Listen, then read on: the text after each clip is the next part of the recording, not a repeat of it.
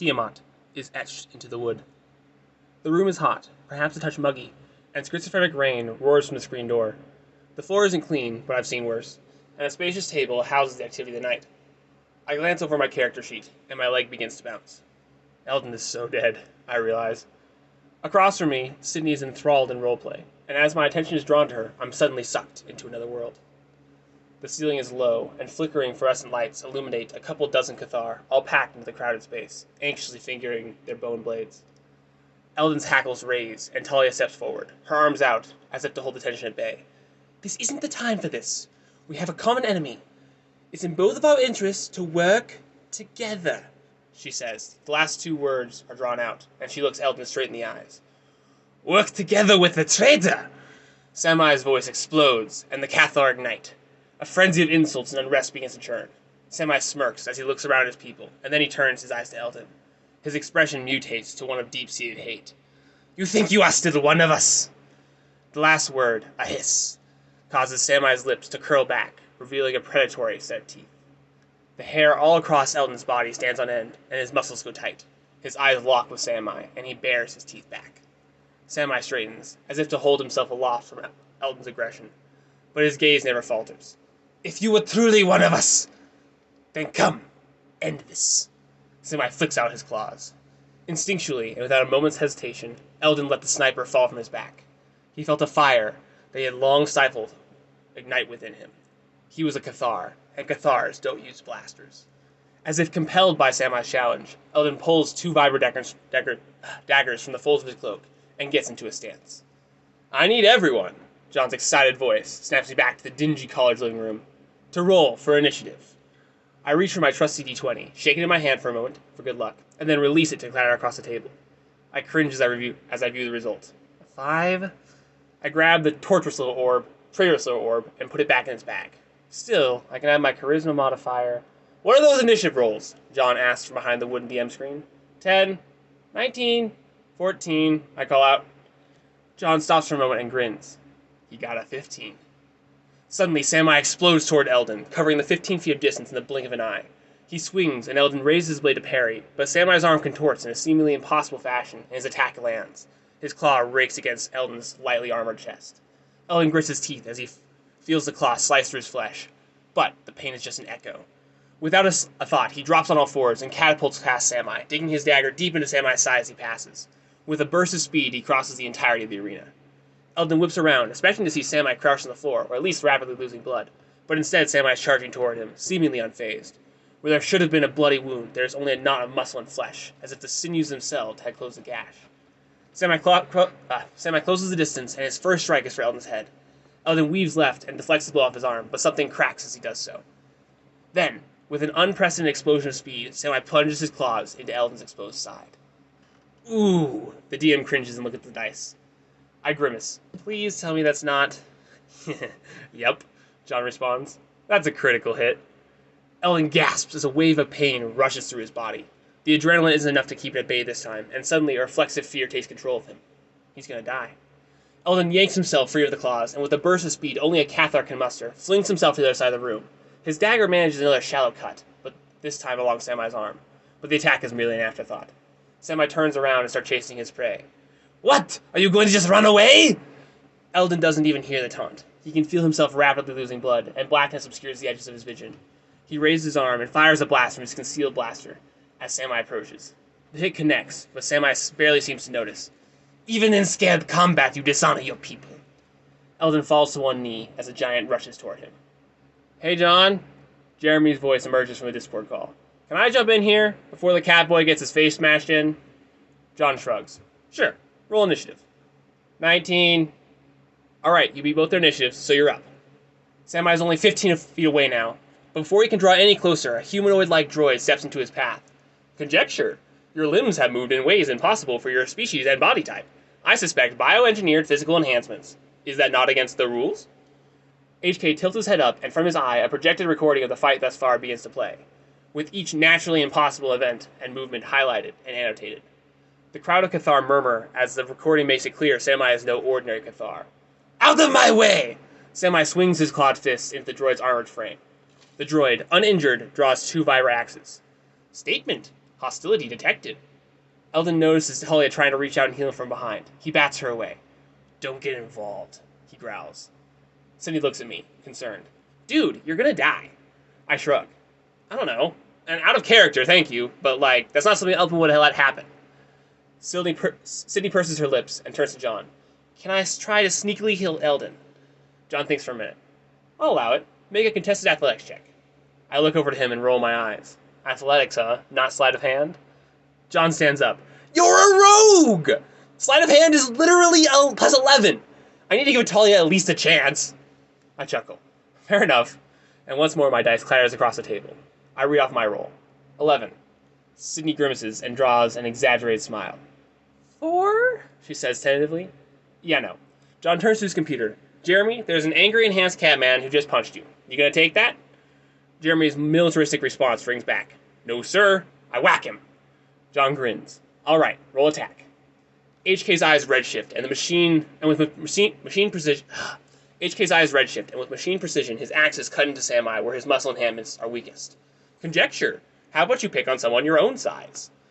Samai tries to retaliate, but the droid swiftly and deftly avoids his blows. HK folds in half at the waist, leaving Samai's swing to hit nothing but air. But before Samai can even bring his arms back to center, HK's vibro-axes plunge into Samai's unguarded chest. Samai falters as the blades cut deep. Suddenly, a female Cathar appears from behind Samai. You lied to us, she hisses, and slams the butt of her blade into the back of Samai's head. He slumps forward, unconscious.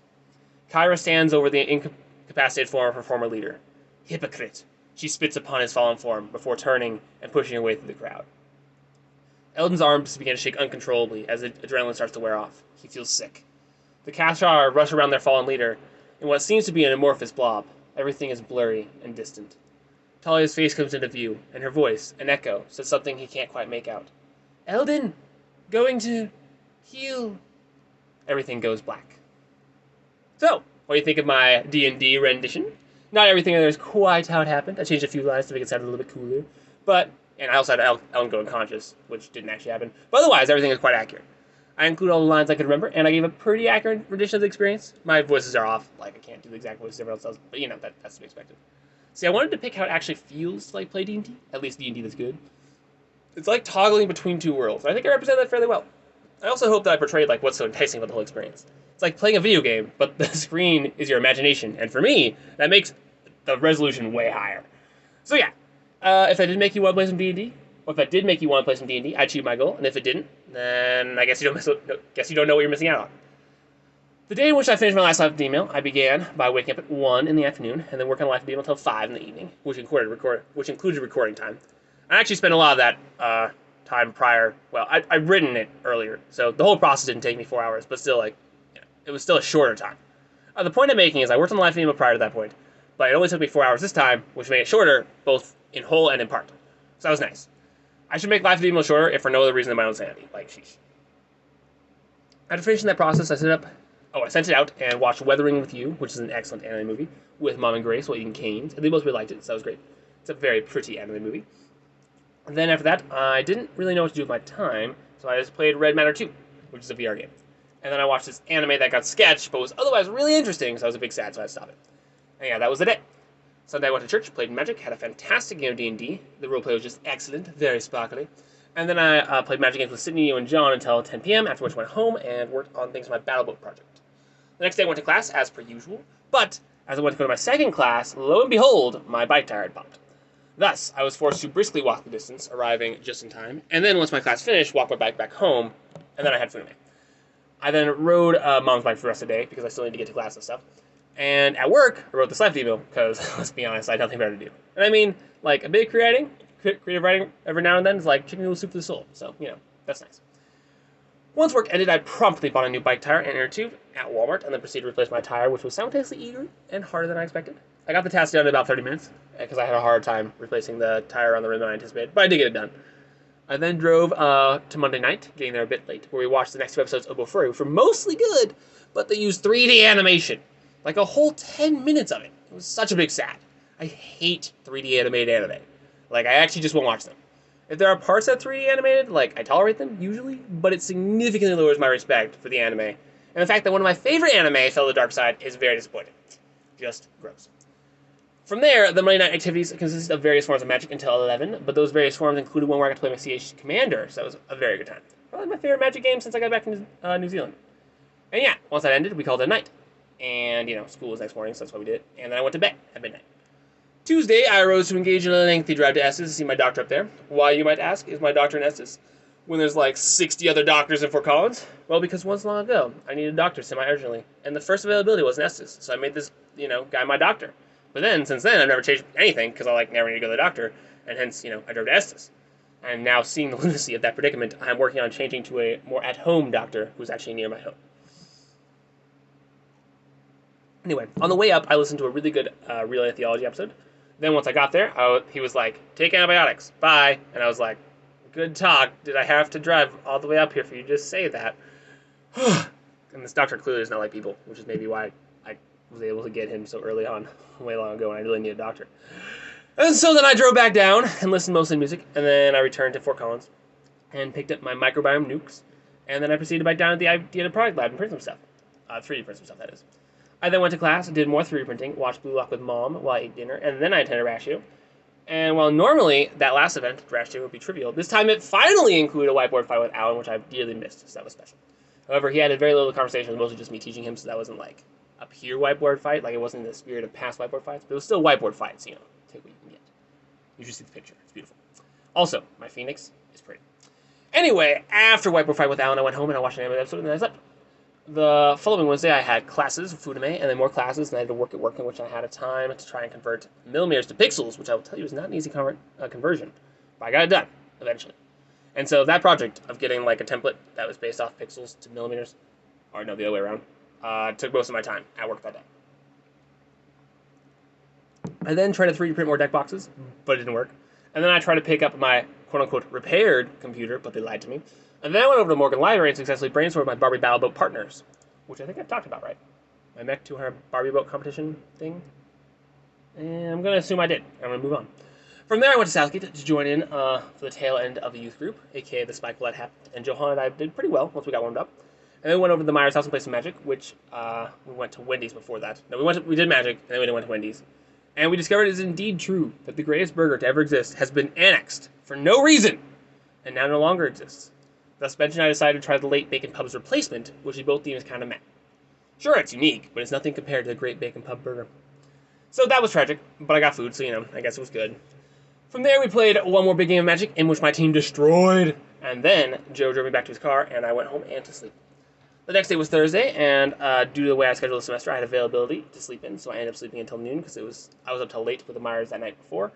But usually I wake up like normal, and then I just have quiet time to study philosophy, but this particular time I was like, I'm going to sleep. And then I got more Magic deck boxes printed, did Funime, had class, work, and then did homework in the latter of those activities. From there, I studied some more philosophy, watched Blue Lock, and had dinner with Mom, and then I studied more philosophy before watching a YouTube video because I was nervous for soccer, and I couldn't focus on philosophy. Also, soccer started really late this time, at 10:30 at night. So, yeah. And honestly, I tried something different this time because what I've been doing isn't working super well, but the team we were playing was really good at keeping possession of the ball and passing. So when I tried to just pressure them a lot and steal the ball, it meant I just ran around a lot. I just ran back and forth. I didn't steal it once. Hence, it was probably my least favorite game because I really didn't do anything cool. However, I did run a lot more, so at least I got good exercise. But yeah, that ended, and it was midnight, so I slept. Friday, I had school and did Funime, and then I did homework at work, and then once I got home, I decided to just ponder what to do with my life. And then for the next 2 hours, I reached a decision, and I decided to revert to my old ways and built Lego, which was mildly enjoyable. I built this layered spaceshipy thing. I actually always make big spaceships. I think that's because every time I build, I'm struck by some unique way I can combine bricks. But then that unique way only ever makes sense in a spaceship, so everything just ends up being a spaceship. And I have some pictures of that if you're interested. So yeah, I did that while listening to Majesty Prison's videos. I then watched some Blue Lock with Mom and ate food. I finished Red Matter 2, which is a VAR game I was working through. And it was, honestly, a severe letdown by the end. Plus, the game got kind of creepy, so I didn't really enjoy it.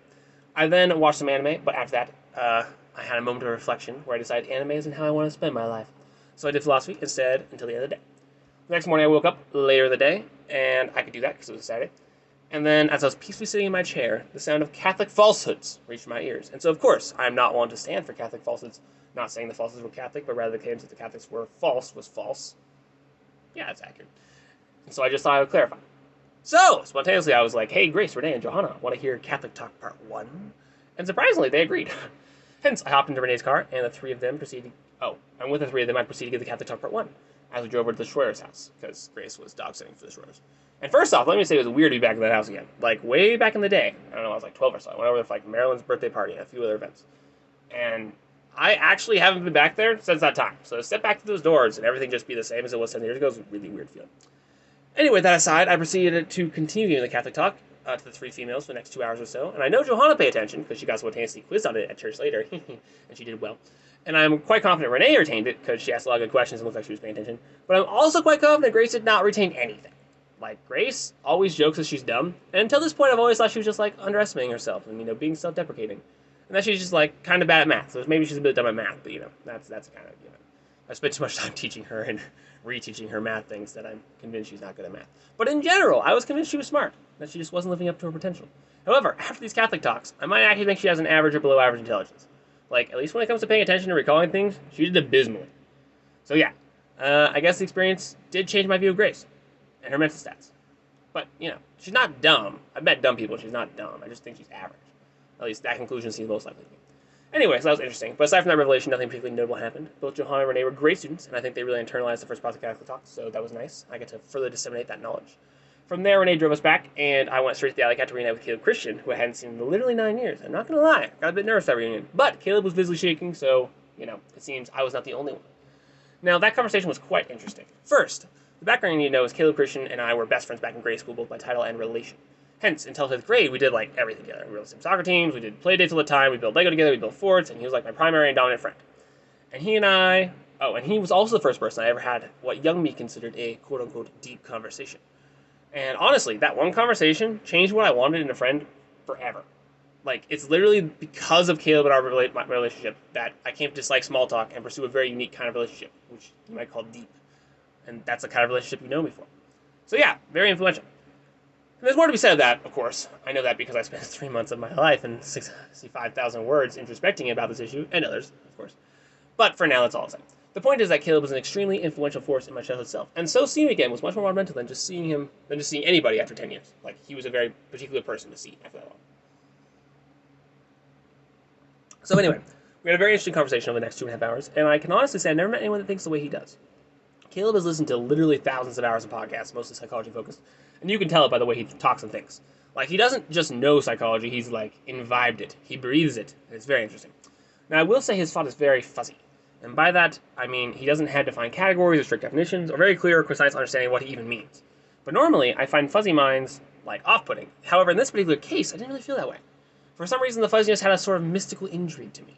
I had this deep-seated feeling that behind the fuzziness, something hard, solid, and extremely useful lay waiting and begging to be brought to the light. And it's very strange. Like I said, very unique. It was as if Caleb's fuzzy mind sparkled and promised returns, if only I'd be willing to put in the work to discover what lay inside. And so, of course, it's all very vague, I don't know exactly what I mean by that, and so my gut vibe is fuzzy itself. But the point is I disproportionately enjoyed the conversation, and despite me being, quite upfront about the kind of relationship I was interested in moving forward, he was totally cool with being friends, and was like, yeah, and I'm like, cool, and honestly I was pretty excited. So yeah, very good conversation, lots of things talked about, and once it reached a natural conclusion, we parted ways. And from there, I did some Funime before going out to hang out with Joe, and we tried this, anime edit / Oculus puzzle game combo idea, which was a really good idea, but since my computer still isn't fixed, it's been over a month, I had to use Joe's software for editing, and holy cow, I found that annoying. After 15 minutes of trying, I just realized that the feeling of being immensely frustrated and having negative fun was not worth it, so I rerouted us, and we played Magic instead. And I will say the results of those games were quite surprising, because Joe's Planeswalker deck consistently beat my Toxic deck, which until that point in time had gone practically undefeated in 1v1s. So yeah, that was quite the upset of 1v1 deck power. The other thing that we did that day was an anime quiz where my guesses were weighted at a weight of 1/3 Joe's guesses, so to try and level the playing field. But given those conditions, Joe absolutely destroyed me, so I think the weighting was too harsh. I think half would be more fair. But still, it was a throwback to the good old days when Joe and I used to hang, so I very much enjoyed it. After going home and going to sleep, the next day I had church, in which I found Noah and Melissa Sanders had sat right behind me. And apparently they're church hunting. But given they haven't come back, sounds like Southgate received a failing grade, so rip Southgate. Anyway, after that we drove to the Poudre River, and during that drive I catechized Grace. And then once we reached the river, after standing around awkwardly for a bit, Grace got baptized. Woot woot! So that was a big yay. We then had food afterward, and Joe and Noah did deeply embarrassing dances, which will scar me for life. And then I left, which I'm very glad with that part, to go on a whole 2-hour drive to Estes. Now, this is another story in and of itself. To begin, the cause for this meetup dates back 9 months or something ridiculously long ago. Sometime way back, I think during spring break, Molly said she knew someone who she considered a female clone of mine, and so she wanted to have us meet up for a friendship date. The key word being friendship. I was explicit I would not go on a date. So that was proposed, and I enthusiastically agreed, and then nothing. Nothing came of it for like the next forever. So, of course, eventually I thought the notion had perished. However, when I saw Molly at her mom's wedding reception, I reminded her of this notion as she, about 2 weeks later, was like, hey, I'm going on this hike with this friend. Hannah is her name. And I wondered if, you could do Sunday. And I was like, I could do Sunday, because it was a normal Sunday and D&D wasn't happening. So I could actually make it. And I was like, yes, let's do that. However, it was later sprung on me that 6 other girls would be accompanying us, which is a very significant change in plans, because now I am the only guy out of 8 girls, which, being the stalwart man that I am, I do not fear the fairer sex. Thus, I girded myself and did not back down. However, I did have a bit of fear and trembling instilled in my bones. However, in the end, it turned out only one of the proposed 6 other girls actually came, so there was hardly any female pack tactics employed in the following social engagements, which significantly boosted my odds of survival, and since I was very okay with that result. So yeah, I drove from there, from the lunch, and I met up with the 3 women, and we proceeded to wander around Estes browsing shops with no apparent purpose. And if that is what girls usually do for fun, then man, I pity all girls, because that was so boring. But all that didn't matter, because during such pointless window shopping, I had a wide and varied conversation with a non-Hannah, non-Molly girl, who I think, keyword think, was named Danny. She was a very strong conservative and Calvinist, and while at first it made me very excited, because Calvinists have a much more rigorous thought life than other theological traditions on average, what that meant in Danny's case was more, let's reference God's unknowable nature and sovereignty at every turn to get out of thinking hard. AKA, it had the exact opposite effect of what I was hoping for. Still, the sovereignty cop-out wasn't used too frequently until I told her I thought voting was a waste of my time. If I could pinpoint a moment at which Danny's tone of conversation shifted, I would say it was probably that one. Basically, for the entire time after that point, she refused to engage in reasonable conversation and basically ignored me. She, started talking exclusively to Hannah and Molly, and whenever I said something or asked a question of her, she would either give a very curt response or just straight up not respond. So yeah, that was unpleasant. As for my conversation with Hannah, it fared better, but not fantastic, and in this case, that's very likely my fault.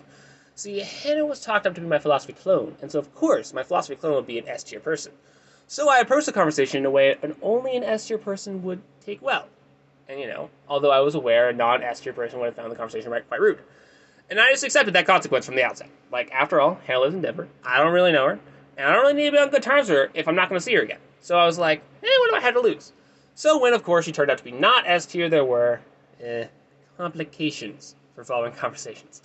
E.g., she just stopped talking and walked behind the rest of the group and made a hike. Now, see, I, may have just come out and said something. Okay, well, this is going to sound bad because it was kind of bad. But anyway, here's what I said. I basically just said, look, I'm trying to find someone really smart, but you seem kind of dumb. So I don't think you're going to fit that role. However, I would like to offer you the opportunity to prove my initial assessment was wrong and that you are actually super smart and I misjudged you. Would you be willing to do that? And I didn't say in those exact words. I said, a bit nicer than that. Well, significantly nicer than that. But that's 100% what I meant, and I think she correctly derived the meaning from what I said. So, of course, her response was essentially, well, I think your measure of smartness is dumb, and I'm not interested in trying to excel according to your metric. Which, yeah, should have seen that coming. So from there, I was basically like, well, you failed! But that's all good. I have lots of friends that are dumb, so if you still want to be friends, I can do that. To which she never gave me an explicit reply. But I'm pretty sure her response was hard pass. And see, I would like to make it clear that I foresaw this astronomically likely outcome from the start. And, I did this encounter the way I did despite knowing that fact. The way this whole encounter went wasn't due to, social ineptitude. I guarantee you I could have left this conversation with both and be like, wow, Alex is such a nice and lovely person. However, going into this, I was like, look, I already have a great group of mixed dumb and less dumb friends. As it stands, I'm both socially satisfied and, honestly, getting pretty close to socially saturated. I just don't have the motivation to take on a mediocre friendship that will demand more of my time. Thus, I should act in a way to ensure I don't form a relationship with these people unless they are genuinely exceptional.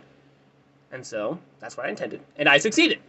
However, after talking to Noah, he brought to my attention the valid point that I could have achieved those same goals without burning bridges in the process. I put it, could have been on good small talk terms and just never talk with him again, and the result would have been equivalent. Thus, in hindsight, I think he's right, and in that respect, I erred. So yeah, with one exception, I think the meeting went well and I achieved my goals excellently. However, the one thing that did happen that left me pleasantly surprised was my interactions with Molly were great. We ripped off each other, had some good jokes, had some decent conversations. It was fantastic. I don't know if she was trying to, cover the immense awkwardness of both her friends refusing to talk to me, which, if that was the reason, was, very well done. Good job, Molly. Or if she just, genuinely enjoyed the conversation with me. But, I really enjoyed the time with Molly. Nothing exceptionally deep happened, but the interaction was quite pleasant and honestly fun. So yeah, in that regard, I had a fantastic time.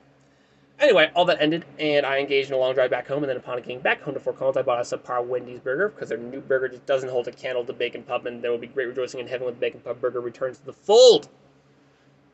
You know, Wendy's, the corporation, should leave the 99 and search the Bacon Pub burger. It would make the world better. I then caught up and talked with Ben for a bit before studying philosophy for 2 hours, and so I ran out the night with an episode of anime after that. The next morning was Labor Day, and thus I was free from class, and so Caleb came over to my house. I drove him to soccer at 11 Sports Park, and we had a good conversation during the 30-minute drive. And I can't remember exactly what we talked about, but it was good. And we played soccer, and it was pretty fun. I didn't put all that much effort in, but there were some good plays I made. And yeah, there was a ton of people, so that was great. We then drove back and, had a good conversation once again. And once we got back, I introduced him to the Treat family tradition of Funime, because let's be honest, it's a tradition at this point in time. We watched Blue Lock, which, given Caleb's soccer background, seemed a fitting start. However, I'm not sure if he liked the experience, but I'll have to ask him, because he didn't say he didn't like it, he just laughed. Which is kind of indicative. But you never know, maybe he liked it. From there, I texted back and forth with Michael for an hour, and I have to selectively choose when to respond to that guy, because he's very talkative. And then I drove over to Neo and Cindy's house, where my car and its services were hijacked for the obtaining of pizza and Dutch Bros. And upon us successfully doing so, we arrived back at the Bowen's house and got ready for D&D. However, during the time of getting ready for D&D, Jeremy thought it would be funny to dump the Lego bin I keep in my car onto my front seat. And I say funny because it was not out of goodwill. For some reason, ever since Jeremy and I first met, he's never liked me. Of all the time I spent with him, it's been a pretty constant barrage of insults. And I mean, it's not just me, he does Neo as well. But in both of our cases, I actually don't know what we did to make him act this way. Originally, I included my theory in here as to why he does it, but looking back over, I don't think that's really appropriate or fair for Jeremy, so I'll keep that opinion to myself. Regardless, I put up with a lot of small-scale bullying in most cases, because I don't really mind it. It's not like it really bugs me, and socially addressing those issues is challenging. And I don't really mind Jeremy aside from that. I want to point that out. He brings great energy to the group, and he can be generally funny sometimes. But with the particular Lego dumping incident, he really pushed the envelope, because if you've ever dumped out a bin of Lego, you know how much of an actual pain it is to pick it up. And in the front seat scenario, it's even worse, because a lot of it went in the cracks of my car, and I just can't get those pieces back out. So, opposed to Jeremy's other acts, this particular act inconvenienced me in a tangible way, so it crossed the line. And so it was an awkward confrontation, to be sure. The tension in the room was quite palpable, but it was absolutely necessary in my opinion. So yeah, that was overall an unpleasant scenario, but I made it through, and from there more D&D happened, and it wasn't very sparkly D&D. It was just a lot of combat. And yeah, from there we talked about some stuff, which I don't remember what that was, and then once I got home, I watched some Gravity Falls with Ben, Caleb, and Rebecca, which honestly was good. I haven't really hung out with Caleb in any significant capacity in ages, but it's chill that we're still friends. So, honestly, it was cool just to be around him. The next day I had a quiet time in the morning, since it was Tuesday, and then after that I finished. I chatted with this philosophy group Discord people that I had just joined, and they offered me some good book recommendations. I then did some philosophy study, tried a 3D print with no avail, and then I did more philosophy study until class time came. And from there I did homework before meeting up with my Mech 202 lab group and starting open this water pump, which took way longer than it should have because we were just so slow. I then went to the lamest club gathering I've ever witnessed, the ASME gathering, which was literally just a folding table in the middle of the field at the Oval with 4 boxes of pizza, and that was it. There were no activities, no food, and honestly no people. It was horrible. Thus, after briefly walking up and taking some of that pizza, I walked away and went to Ratio, because it was so much better by comparison. During Ratio, I did CAD work, but nonetheless, I was listening, and I must say, Bald Noah, gave an excellent sermon, even if it was a very bad apologetic talk. It was a very good sermon, and so it was commendable. After all that ended, Joe, Noah, and I walked around CSU and we talked some, and then I went home and I watched a bit of YouTube and slept. The next morning, I barely made it to class on time, but I did make it. I then took a very easy thermo quiz and got a perfect score before doing some Funime and having my stress class, aka the class about stress is not stressful. And from there, I went to work, and yep, when I arrived, I was tasked with taking a student who had fainted to the hospital via golf cart. I have no idea what happened after I dropped him off, or before I dropped him off, but I got to drive the golf cart, so that was fun. I then did some homework at work, worked on the side of email, and then I came home to a house saturated with smoke. See, Mom had left the meat cooking in the pot and forgot to turn off the stove, so the meat just burnt to a very unpleasant smelling crisp, and literally the whole house just got absolutely filled with smoke. And then I came back after Dad had started to air the house, but man, the smell was still horribly strong. There's a literal film of meatiness over everything now. You can wipe your finger and you pick it up, right? And thus the smell is effectively just soaked into the walls. It's quite unfortunate. As of late, Mom's put up a bunch of charcoal bags, and now life is tolerable, but for a while there, the smell was very oppressive. Anyway, I'm glad the house didn't burn down. And then did Funime before going back over to campus to meet with my 202 lab partners, which was mildly productive. I then went home and did more Funime, and then had Liam over, and we did anime quiz practice for the Battle of the Weebs to be held at the anime club next day, because I always make the intro quiz anime club day. Importantly, I beat Liam in one of those training quizzes. It was by a whole point, too. I know. Quite the decisive lead. And then that ended, I took an anime bath and went to sleep. The following morning was Tuesday, and thus I got to do some Tuesday morning kind of things. I had quiet time, which was absolutely lovely. I did some philosophy study and then worked on some D&D world building and then ate some food before going to class. Afterward, I did more D&D world building, ate more food before going to do the anime quiz with Liam. And there was a surprising turnout of weebs at this event, like way more than past years. I think 40 is a pretty reasonable estimate. And so while Liam and I never really won any rounds, we did get a lot of fourth places and one second place. And, given the rounds had 36 or so teams, all composed of dedicated weebs, that's quite the accomplishment. And honestly, we're a really good team as far as compensating for each other's weaknesses, because we both watched a lot of different animes that we were able to know the right answer between us for most every question. And there wasn't much overlap, so that was cool. So yeah, that was good. From there, I then taught Inconceivable Philosophy class until midnight 30, and then I got to sleep at 1:30. See, the next morning I forgot my schedule was different on Fridays, and thus I could have gotten an extra hour of sleep in the morning because my Mech 231 class is only a Monday class. So when I woke up at the usual time, I felt compelled to chastise myself for squandering the much-needed rest. So after getting up for the day and being like, I'm so tired, I'm going to fall asleep in class, I decided to just go back to my bed in my clothes, ready for the day. And honestly, it was a great decision because I got a little bit of sleep and I felt so much better. I then did class until around 12 once I had Funime. And then I went to work and had a lengthy test conversation with Joe after finishing my homework, which test conversations are just horribly inefficient. We should just not have them. They're pointless. After that, since it was Friday, I drove to Loveland and played soccer with Myers Land and Caleb Christian. That was a blast. There were a ton of people there, so I made it very fun. And also, Deep Voice Noah was there. I almost forgot about him. At the very tail of the game, the two really good players who were just around joined in, and they scored twice before the game ended in the last 5 minutes. And then once the game ended, Noah set up some 3v3s with them, and that was fun. They were good. Don't get me wrong, it was still fairly evenly matched, but they were probably better than me. From there, I went straight to Alan's house to resume build, but that was terribly painful, and I probably only spent 75% of the time. I probably only spent 25% of the time actually resume building, and I spent the rest of it just rewriting. Because first, the resume builder wasn't actually free, and so everything I wrote in the resume builder didn't matter because I had to go transfer to another resume builder. And second, the other resume builder required you to manually save your work, which is super dumb. Who does that these days? And so, when I didn't save it, I lost it all. Because my computer fell asleep. So yeah, I got good food out of the deal, but the actual resume building was very minimal. And that's in part, it did become clear that it's because I have nothing to put on my resume. As far as mechanical engineering goes, I really haven't achieved anything notable. So yeah, after roughly 3 hours of working on that, I was pretty exhausted. I was like, Alan, nothing else is going to happen. I'm too tired. Can we do something else? And he was like, sure. And so he and I played this very simple card game. We talked about stuff until 1 in the morning. And from there, I drove home listening to Real Life Theology, and then I had a brief Funime and slept. Of course, the following morning, I woke up at 1, and upon gazing at my phone, realized I had received a text from Ben saying, hey, I'm bored. Want to do something? So I was like, sure.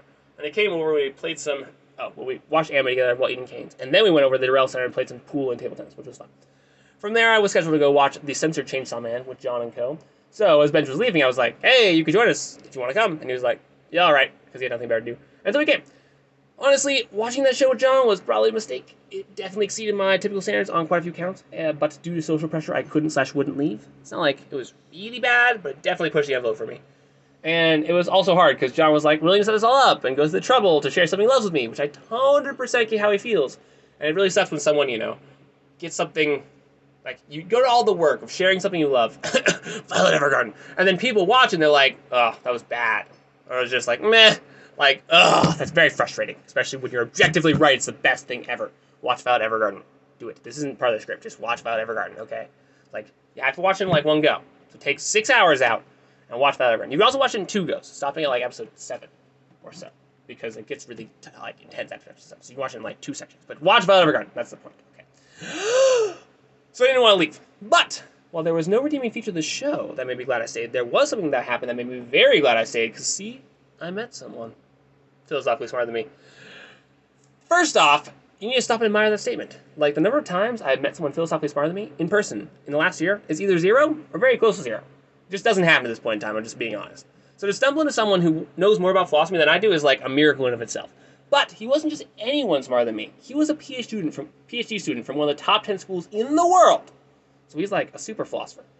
So we got talking, right? And I'm able to keep up with him, and he's saying things, and I engage well. And even though at a few points I had to ask him what a word meant, we're having a very good conversation about probability theory. I'm learning a lot because he's actually able to address, although not really answer, the questions I'm currently having about things about probability theory. Now, the only downside to all this was for some reason Ethan, our now ratio president, felt both equipped and eager to sidetrack the conversation and It was very vexing. And while there were a few points where I was like, you know what? Maybe he's going to say something like significant. Like maybe he's equipped to engage this conversation. Every one of those impressions was very faded. Because as Ethan kept talking, it became increasingly clear he did not have an idea what was going on. Like, he would say something and like, oh, you understand Bayes' theorem? And then he's like, no, you clearly do not. So, yeah. So I, having found the first person in a year who has an S-tier mind, was forced to patiently wait for Ethan to run out of steam and realize he was not even close to this dude's level. And so it took like an hour, but eventually it did happen. And then me and the philosophy man, his name is Toby, by the way, were finally able to talk again, which was very good.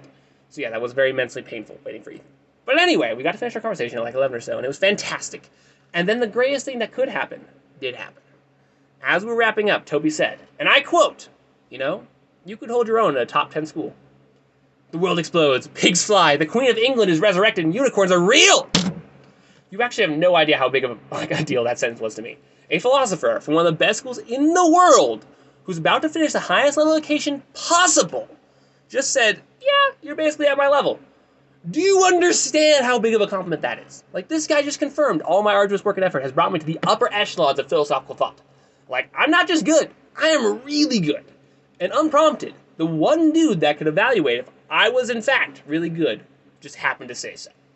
So yeah, I was so hyped about that statement, I compulsively walked around CSU for like an hour, and then I rambled to Joe on the phone for like 20 minutes about how pumped I was. Like, I don't think I've ever been that excited before, ever. Or maybe I think ever. The other things that happened that night was I watched some more anime, one episode of Darwin's Game with Benj, and I spontaneously raced some guys on campus during my, like, hyper-manic phase, which I won, of course. But those aren't important. What matters is Toby said I could hold my own at a top 10 school. Those words are just beautiful. We should let them sit in the air for a moment. It's just a validation of so much work. I've worked so hard to get to this point. So yeah, I got sleep at like 2:30 because I couldn't sleep because I was very, very excited. And now I've scheduled a date with Toby, a philosophy date, for the 25th of September, so I'm very excited for that. The next morning, I woke up early for church, and I got to talk about Catholic things during lunch, which was very enjoyable. And the conversation was quite charitable, so that was also very nice. And I don't know, I just like talking about the Catholics. I then skipped D&D and went over to Joe's house, where we had a two-headed giant Magic the Gathering previous event, which is pretty fun. Seth and I teamed up, and we had some really close calls where we barely managed to pull out on top. And then we ended up losing to Neo and Sydney horribly in a very unanticipated upset. And then we basically just lost the whole tournament. Still, I think that both of us, had a good time. I think everyone had a good time. I will, however, say that the games took forever, especially Seth and my games, which is partially my fault. And so that was a bit painful. Oh, but the really important thing is I got 3 anime cards, which are cards with anime art. One of which I pulled, which happened to be like the most expensive card in the whole set, so that's cool. And 2, which I traded exorbitantly for, from Joe and Noah. It was basically like, card value has no object. Like, just take as much money as you need kind of trade. Which is the first time I've ever done that. And now I know how rich people feel. So yeah, I got some pretty cool looking anime Magic cards. I also technically got one other anime card from Sam, but it doesn't count because it doesn't look cool. It looks horribly lame. And anime has to always look cool. After that whole event concluded, I drove home. I got my very fancy font for D&D working. I didn't know you could actually make your own fonts and install them on your computer until like a few weeks ago, which is so cool. And then once I achieved that, I tried to fix and diagnose what was wrong with my family's dryer, but to no avail. And then turned out my diagnosis was wrong, so yeah, that was sad. And then I ran out the day with an anabath. The next day I had classes, and those were mostly normal, except for my thermo class, where I got up to leave, and then Stefan, or maybe his name was Steven. No, I think his name is Stefan. One of my classmates for that class, at least according to Evan, he's also a teammate, looked at me, and he seemed to gesture me over. So I was like, what's up? And Stefan was like, oh, I didn't call you over. And I was like, oh, sorry, my bad. Well, if you need me to sit by you guys, since we're teammates, just let me know, okay? And then he gave me like this really pained and awkward smile. He gave me like one of those limp points, the kind of point you do when you're trying to hide the fact you're pointing. Like, it's not like a full-out point, it's just like a half a point. And he's like, you should, I'm like, what? And then he's still giving me that like half cringe, half smile, and he's like, you should probably talk to him. And he points to the professor. And I'm like, what for? And at this time, I'm both confused and concerned. Because, see, I had suspected that me sitting apart from the rest of the group, since the front row is to be avoided at all costs, never sit in the front row, had lessened my social influence.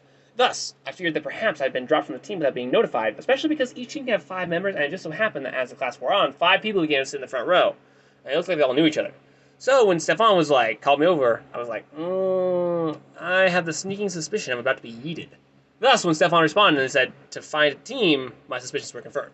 At this point, I'm pretty sure my expression gave something of what I was feeling away, but I tried to respond charitably, and I was like, oh, well, all good.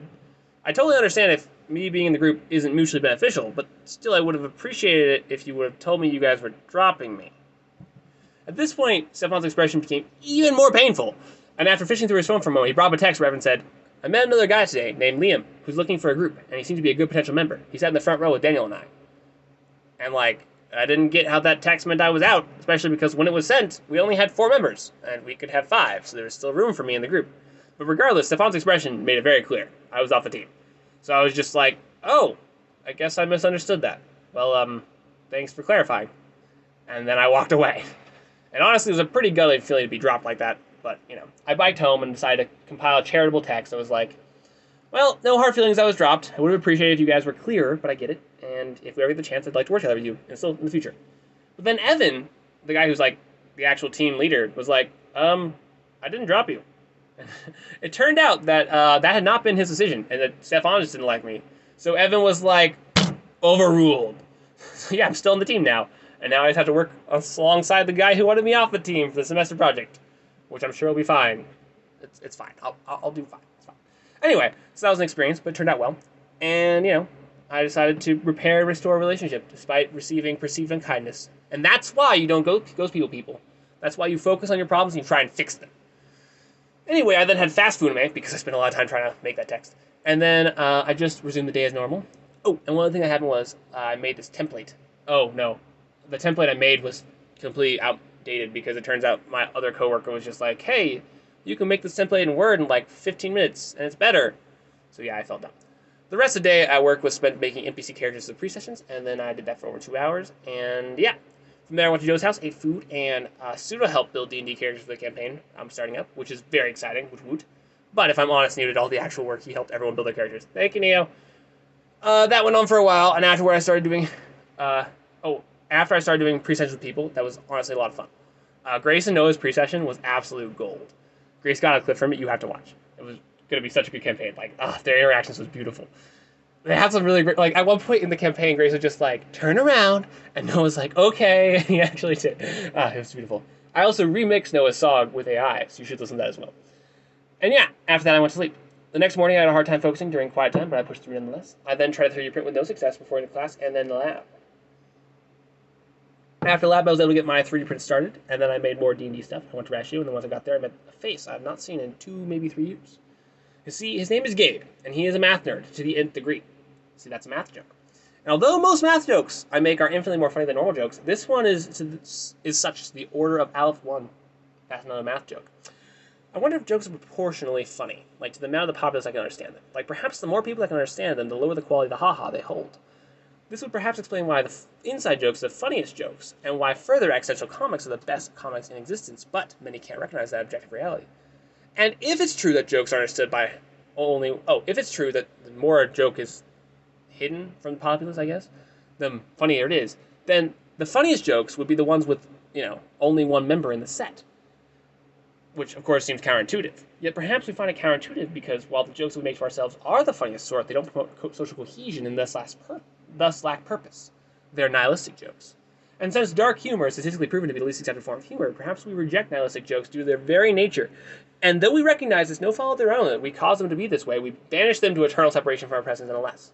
And now it seems my reasoning has intractably led me back to the problem of evil, where God is me and we are jokes. And it seems as if, there might be a deep, if not heretical meaning in those words, and while I might wish to explore that meaning as an exercise of pointless curiosity, I don't wish to explore heresy.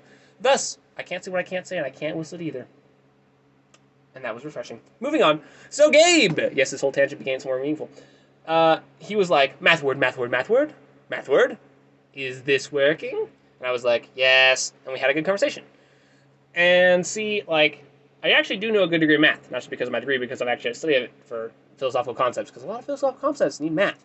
So first off, I was able to actually recall some mega obscure mathematical information I learned about space-time manifolds out of the archives, which I was impressed with myself for. And second, the whole conversation just seemed extraordinarily odd to me because we were able to pick up where we left off 3 years ago. So one, why do I even remember this conversation? Way back when I was just floundering, trying to keep with this math man who was slinging math words at me, and I was just trying to not look stupid. 2, why do we both just assume we have the same positions we talked to each other with that whole 3 years ago? Why would you just assume I haven't changed? Because I have. And then 3, like, why has time started to move in such a way that 3 years ago feels like 3 months? Like, these are all oddities that have impressed themselves upon me, and that was why I bothered to read the experience here. Anyway, the conversation was brought to a halt by the Ratchet lecture starting, and so I sat in my favorite corner and did CAD work while that lecture occurred. I then listened to Alan talk about D&D for an age before we were going to walk with Noah around campus and discussing a variety of things. Once I got back, I had some time before the night ended, so Ben showed me the D&D episode of Gravity Falls, and that was kind of funny. There are definitely a few inside jokes that only a D&D player gets in that episode, so that was great. And yeah, I watched an anime episode and then went to sleep. The next day at school, did Furume, got my quiz score back with a big fat 100 on it. I'm the big smart. I then did worked on live and email and at work, and then went down to the idea of the product lab to print. I had Furume level with my that wasn't intelligible. I had Furume met up with my lab mates and then disassembled the sump pump. And yeah, that concludes the school activities. After that, it was like 8 at night, but David and I had previously planned to play tennis, though I forgot I had me with my lab mates. That was going to happen earlier, but it didn't. And so we decided we should still do it anyway, and even though it was late. And so we went and played tennis for a little more. And honestly, we both sucked. Like, we got like 4 good rallies in, and like out of the 99 games we played, I won 50 and he won 49. Like, it was stupidly evenly matched. But not in the good, like, it was a beautiful game way, but more in like the, wow, we suck at this equally way. Once I got home from that, I started watching Alice's Station with Grace, the best SAO season, and we ate pizza, and then I did philosophy study for an hour and a half before going to bed. The next morning, I did quiet time before going to a doctor's appointment. I then got back and 3D printed. From there, I had Furume, went to class, and found that after class, I could just steal the exact gears I CAD'd from SolidWorks. Just use them. So I felt like an idiot. And thus I used them instead. Then once I got home, I did CAD work while Seki played in the background for 2 hours. And then I had Furume with Grace and drove out to Loveland and play soccer, although it was desk soccer because it was a lot of work. And then I drove back and gave a lecture for my philosophy class and went to bed and slept. Friday I had classes, did CAD work, did more classes, did more work, and then I spent only about an hour and a half of the actual working, and the rest of it I just spent on this live email. And then, since it was such a nice day, I went and vacuumed my car, which apparently better than I think alike, because we had the exact same thought, and we made sure at the car cleaning place. And then I got oil and some bad but delicious food from Walmart. And then I got keto with Ben, and we caught up. And then Ben came over to hang.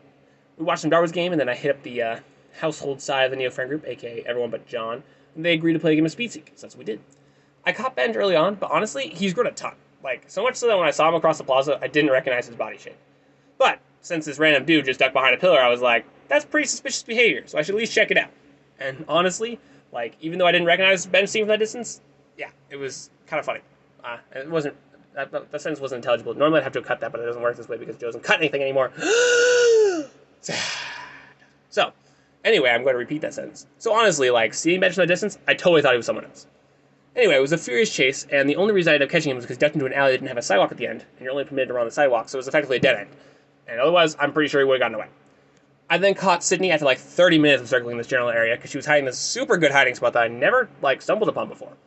Like, despite all my years of Speed Seek prior, I've never encountered that spot. And then, with only Neo and Alan left, see, I thought I knew how Neo played. Like, I thought he, like, just found a spot and wouldn't move, like, he just bunkered down. So when I got, like, one clear picture where I was like, I know where you are, I spent the next, like, 30 minutes of the game just circling around that general area, because I was like, they won't move. But really, I lost, because in the end, I totally miscalculated what Neo would do. And also, apparently, Alan was the one deciding where they would go, so, you know, because they were a team of 2, so it's no wonder I got it wrong. I really have no idea how Alan thinks in that game. So yeah, anyway, they won, and Sydney managed to get back into before the game ended, and that's how that went. We then walked back to the Balance house. Ben walked back to his car so we could drive himself home, and then I played Magic with Neo and Sydney at their house until 1:30 in the morning. Saturday, I woke up at 2 in the afternoon. I studied philosophy for an hour and a half. I did Furume. I cleaned my rocket books while listening to Magic Reason videos, which honestly is pretty time-consuming.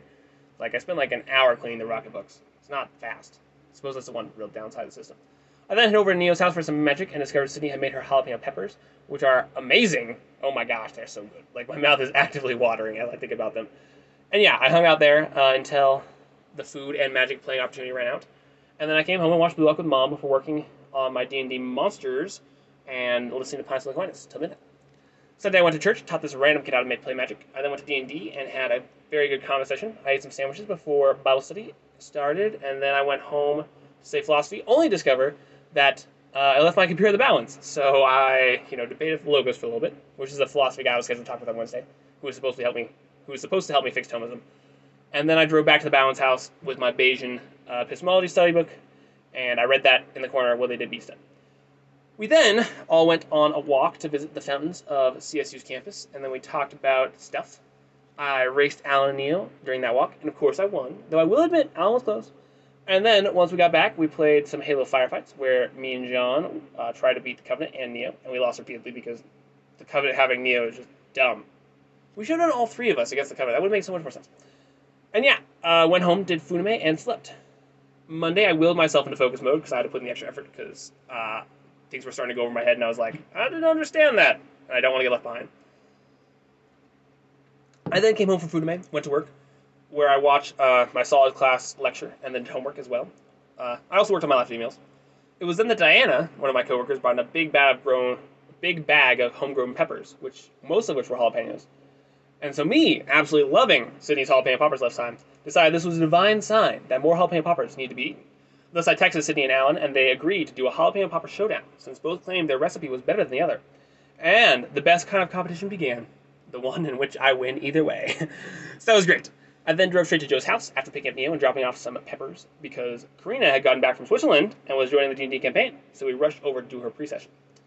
As soon as I got there, I started on that, and yeah, the pre-session was kind of meh, but it was a pre-session nonetheless. I mean, I made it up as I went, and it didn't work with how I planned things, so yeah. Anyway, we all had food, and some for realsies D&D began, and it was glorious. Everyone did fantastic. Like, there was a beautiful balance of shenanigans and following the storyline, and everyone just got the opportunity to meaningfully impact the roleplay. And also, the roleplay was just great. Like, probably my favorite D&D session to be a part of thus far. Really kind of wish I was a character in my own campaign instead of the DM. Anyway, it was great, and I got to the point where the party has encountered the beast they're hired to kill, the Dragon Serpent. And you have no idea how much time it took for me to make that image. Midjourney sucks at snakes. Anyway, I've been journeying like tons of Midjourney images for this campaign, which, don't get me wrong, is really cool. Like, that I can just make custom art that looks really good with, a few sentences. But still, it takes ages.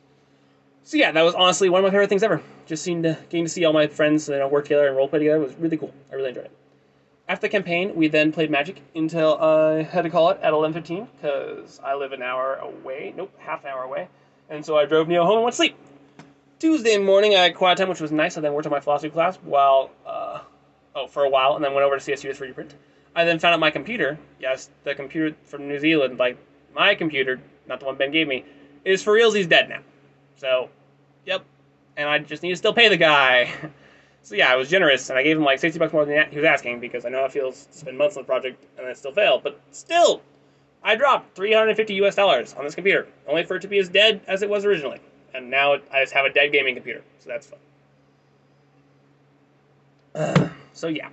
I then went to class, got back, and did D&D prep listening to Pints of Aquinas for 2 hours and 30 minutes. Oh, and I also folded clothes. I then went to Radishow, did CAD work, while most of my homebrew theodicies got downvoted, which was kind of sad.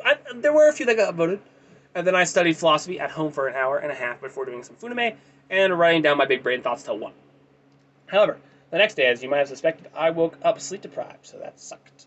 I went to class, took a thermo quiz, which I'm very confident I did very poorly on, did Funime, went to class, again, worked and tried to fix a stupid copy machine for an hour, only to have someone else just come in and accidentally fix the problem. Like, how often does that happen? And then I hardly got any homework done that day because everyone was asking me to do things. So I actually had to work at work for that. That was that. I then did Funime, joined my classmates at the Oregon Library for some homework, and then I talked with Logos, that philosopher guy I mentioned earlier, about Thomism alternatives, and he wasn't very helpful at all. And he was also only as smart as I am, so yeah, it was a bit sad. And then I made this tiny little anime edit, which you should watch. The next morning I slept in. I accidentally missed my advising appointment, because I thought it was later than it was. And then CSU sent me this hey, you've been noted as absent from your advising appointment.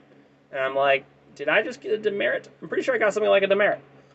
And then I went to the doctor again. I got back, 3D printed, had no class because of IEAOIA, I don't know. It's an aerospace engineering hiring event. And then I just spent the rest of the day researching. I then attended the marvelous Jalapeno Popper Showdown, and after much deliberation, deemed Alan the victor. But both were very, very good. And then I ate jalapeno poppers until I actually couldn't anymore. It was the best thing ever. After that, I played a arduous Magic game with Neo and Sydney, which was very slow. And then I went home and bought an e-bike, and then Control-Z'd that buying of that e-bike and went to sleep. The next day I woke up before I intended to and proceeded to do a very long Funime session, which it took me ages to eat my breakfast because my stomach was in knots and I really didn't feel like eating. I then researched some more, had class, picked up my third iteration of my airsoft gun prototype, which is coming along pretty well, I must say. And then after a few hours, I got access to the Idea Product Lab for after hours, which is very cool. So it didn't actually take a few hours. It was for after hours. Anyway, you get the point. I then suffered through a long day of work before going home and having a fantastic salmon with veggie rice meal prepared by my great mother. It was very good. And then from there, I went on a long walk around City Park Lake. And then after that, I played Magic Games with Neo over at the Lord Student Center. And then I did some more research, and I had Funime, and then I went to sleep. And that brings us to where I am now, where all I've done today is work on this live email. And it's been like 7 hours. And that's it! I hope you all are well, and I shall renew my battle cry, this time exponentially with more vigor and determination. Not dead yet!